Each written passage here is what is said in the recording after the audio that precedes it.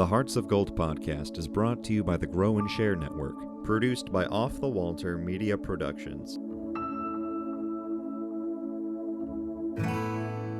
Welcome to Hearts of Gold. Today we have Elle with us. Hi, Elle. Hi. Can you tell us about your Girl Scout Gold Award project? Yes, so my Girl Scout Gold Award project is called The Only Truth is in Music. It was inspired because of my passion for music from such a young age. And so many of my Girl Scout advisors, troop members encouraged me to pursue a topic that I was passionate about. So my project was the collection of around $60,000 worth of instruments from local community members all across Ohio and even into Pennsylvania. And then donating these instruments to the Willoughby Fine Arts Association in Willoughby, Ohio, where I grew up taking acting, singing, dance classes, everything you can think of. And then these instruments were cleaned, repaired, refurbished so that they can be used for students to rent out like library books, so that students who do not have the financial status to purchase brand new instruments of their own can use these instruments to achieve, reach, and participate in music education. You mentioned that you had a few adults suggest to you to make sure that whatever your Gold Award project was something that was passionate about. After going through the Gold Award project, do you agree or disagree with that, and why? Yes, definitely pick a topic that you're passionate about. Music has been something that I've been interested in from such a young age. So a topic that I really care about, it made my project so much easier, so much more enjoyable, and more meaningful. What was your favorite part of your project? Definitely all of the people that I've met. I heard such cool stories from each of the people who donated instruments, and at various instrument drives, everyone had a different story to tell. And it was great to hear the background of where the instruments I was using came from. Do you have a favorite story from those that you could share with the audience? My favorite story was definitely from a man by the name of David Lars. So David Lars grew up in Pennsylvania. He owned his own music shop because he was so passionate about violins and cellos. And then at the current age, he's around 80, 90, he decided that it was time to retire, but he wanted all of his instruments and all of the work that he put into his shop to go to good use. So he donated his entire music shop to me and my Gold Award project. So it was great to hear all of the accomplishments that he had made along his journey. Who else was on your team and how did they help you? My project advisor, Jen Smizer, definitely helped with my project a lot. My mom was very supportive in all of the activities and events that I chose to attend with my Gold Award project. Michael Ziegler from the Willoughby Fine Arts Association, who was in charge of helping me with my project and is the director of music education at the Fine Arts, was so supportive and made everything go so much more smoothly. What was your biggest challenge during your project and how did you overcome it? Some of the companies and people that originally agreed to work with me on my Gold Award project backed out due to inflation, prices of different tasks and different pieces of instruments that were required. So that definitely put a couple bumps in the road when it came time to repairing the instruments and getting everything that I needed done. But thankfully, my parents, specifically my dad, I was able to repair the instruments on my own after taking classes, learning how to repair them, and tons of YouTube videos. I was going to ask about the refurbishing of the instruments next, but you just answered that question. When refurbishing the instruments, what did you learn that you didn't realize that was the most helpful tip? Definitely to be patient, and it's okay to make mistakes. There were lots of times that I did make mistakes on instruments, and it was a little bit discouraging at first, but I knew that I could learn from it. Specifically with repairing violins, all of the pieces are so delicate. And so the first violin I repaired, I broke a string and I was so upset. And then my dad, he came out and he was like, no, it's okay. Here, like, this is how you'll do it. You'll fix it. It'll be totally fine.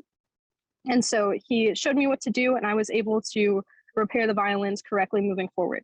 Going through the Gold Award process, what was something that you didn't know about the process itself that would be helpful to others considering going for their Gold Awards? The time that it takes to put into your Gold Award project. My project advisors and the leaders of my troop told me that I would spend at least 80 hours on my project. And I couldn't get it into my head on how much 80 hours really is. So I spent over 100 hours on my Gold Award project, and just the time commitment and how many months it'll really take you is something that I wish I knew ahead of time, just so that I could plan my schedule better to be more accommodating. To touch a little further on that subject, In the proposal for the Gold Award, you create a timeline, and then in your final report, you report on what you actually did. How did those two timelines compare, and what would you, again, looking back, have done differently with that proposal timeline? I would have stretched it out over the course of this entire year into the fall of 2023. But my original timeline and how I'm completing my project, I said that I would have my project finished by the fall of 2022.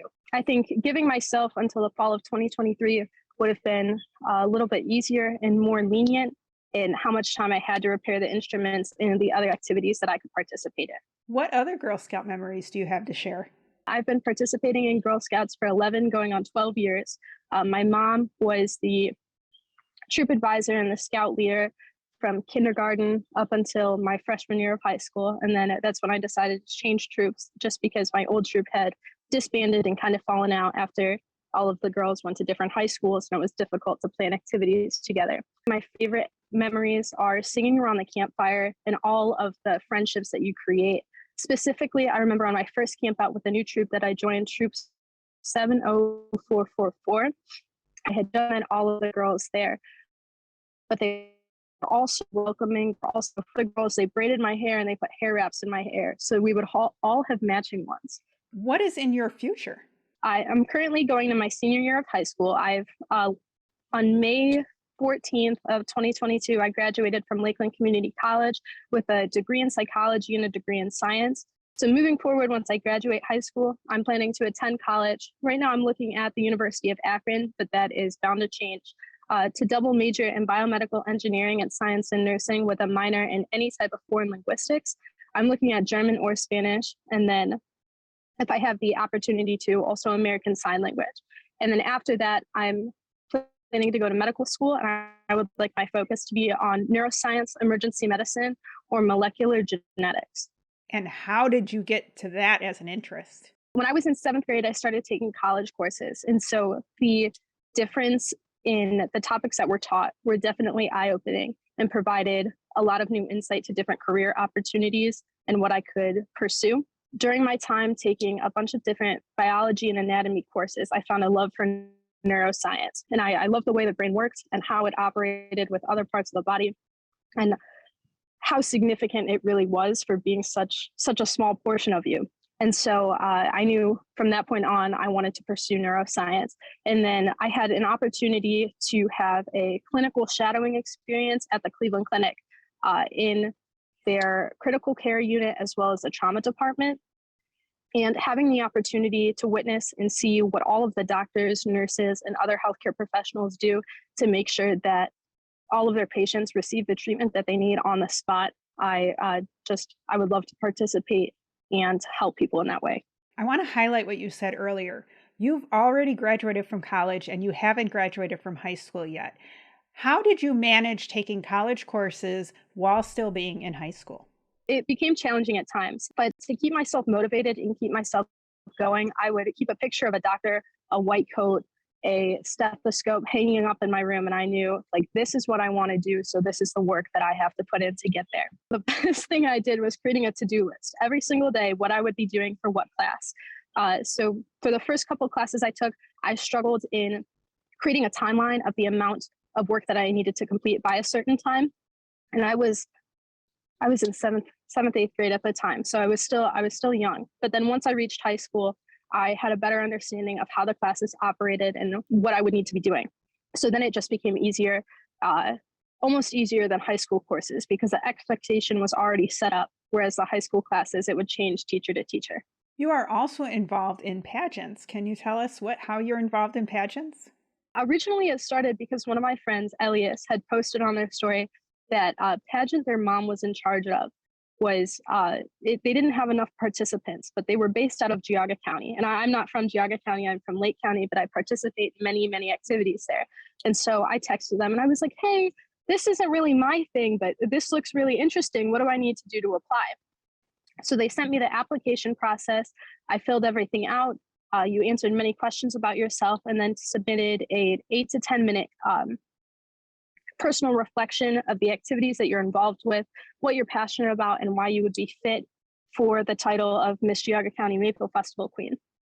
And so I applied, And I had talked to my mom, and she was like, I know, like, you should apply, be excited, but a ton of these girls have been doing it since they were really, really young. So just be prepared. You may not win this. And I said, that's okay. I just want the experience of participating. We got there and we competed in formal wear, business wear, and then floor length gowns. And so all of the judges as well asked us questions, what I valued most out of my experience. And so I answered the questions, and then we all had to sit back down and wait. It felt like forever, but it was only 30 minutes. And then the judges called us up on stage, and they called the the second runner-up, the first runner-up, and then they called my name. And I was so excited. And then after that, I knew that I wanted to continue to compete.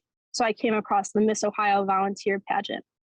And I determined that that would be something that I was passionate about, because I am very much in support of the spirit of volunteerism and encouraging young women to become leaders within their community. So I submitted my application, and I earned the title of Miss Concord Teen Volunteer. And now in September, I'll be competing for the title of Miss Ohio. And if I win the title of Miss Ohio, I'll be competing at the national pageant in March for the title of Miss America. Well, good luck with that. Thank you. Thank you. What have you learned from pageants that's different than what you've learned in school or Girl Scouts or other places? It's important to be yourself. There are a lot of times that people will encourage you to fit in with the crowd and meet a certain set of standards. Be sure to stand out and be yourself. I think that makes you so much more unique, so much more different, and it's really eye-opening. It's amazing for young women to see older women and women have the ability to be themselves. Is there anything else that you'd like to share with the audience? Definitely pursue your dreams. And even if people tell you that you won't be able to accomplish them, or that there will be challenges along the way, acknowledge that, listen to their advice. But many, many people tell me that I wouldn't be able to win Miss Geauga County, or that I wouldn't be able to graduate college before I finished high school. But here I am accomplishing both of those. And so it's okay to have bumps in the road along the way. Acknowledge that for what it is, but keep moving forward. How do you make your s'mores? Instead of using graham crackers with my s'mores, I like to use apple slices. So I take the apple slices, I toast them just a little bit over the fire, and then I put on the chocolate and the marshmallow. It's perfect. That sounds amazing. I'm going to have to try that the next time we make s'mores. It's definitely delicious. Well, thanks for joining us today. Thank you so much for having me. Make sure to click follow or subscribe so you always know when new episodes are released. And make sure to power your passion and conquer your challenges.